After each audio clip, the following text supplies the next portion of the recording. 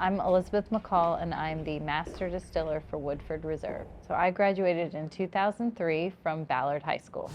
And what is a Master Distiller? Basically, I feel like I'm the owner of the brand integrity.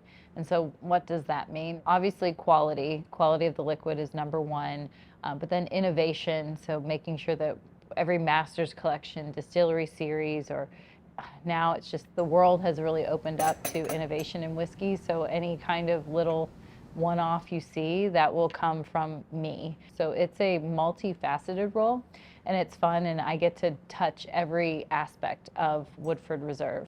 I just worked my way up the ladder, and lots of different jobs here and there, and meeting good people. And the master distiller role is a unique role, and it's not one that's just out there that you hire in for. It's something that's sort of within the company, and you have to embody a lot of the values of the company. So that's kind of part of it, because you're interacting with board members, with family members, and so that's a big piece of it as well. So it's not just the whiskey piece, but it's the whole package. It's a completely natural product, but yet we sit there and we talk about, like, there's cherry notes and cinnamon notes and vanilla, and I've toured people before and they've said, well, when do you add the cherry and when do you add the vanilla? And it truly wasn't until somebody asked me that question that I was like, oh, I guess it's magical, because you don't add cherry, you don't add vanilla. It's all the pieces that you utilize to in the whiskey making process that gives it that flavor. But so I kind of got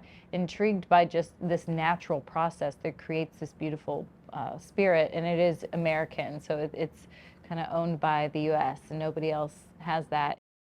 My parents enrolled me at Dunn Elementary, and I had the best teacher, and if we could ever find her again, Mrs. Judy Johnson. She was just amazing. I think because it was such a big deal to move, and in fifth grade it was like I stepped into a classroom, I didn't know anyone, and nobody looked like me or looked like the kids that I went to school with in Cincinnati. But those girls became my best friends. I mean, I can tell you today all their names, because they were all so kind to me, and I was this new person, and they didn't have to be that nice, but they all embraced me.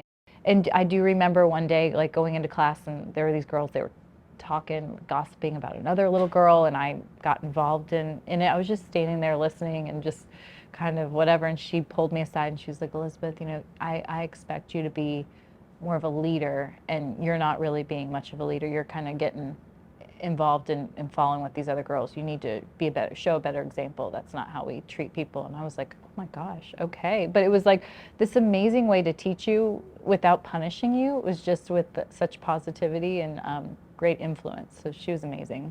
I loved Ballard High School. I played field hockey, and so the social aspect of school was so much fun to me, and being involved in all the sports. I loved the co-ed kind of atmosphere, and truly the diverse nature of the school. I love that my homeroom was a bunch of people that didn't all look like me, and just learning about people and just being exposed to people that don't look like you and come from different backgrounds gives you a great perspective on life in general. I'm very proud to be a JCPS grad. I try to share that. I almost love it as like a shocker to people, especially in this town. Everybody's like, oh, you can only go to private school and be successful, and that's just not the case. I have so many friends who went to JCPS, who graduated from Ballard, and are doing amazing things in this community and just around the world. So there's a lot of pride there.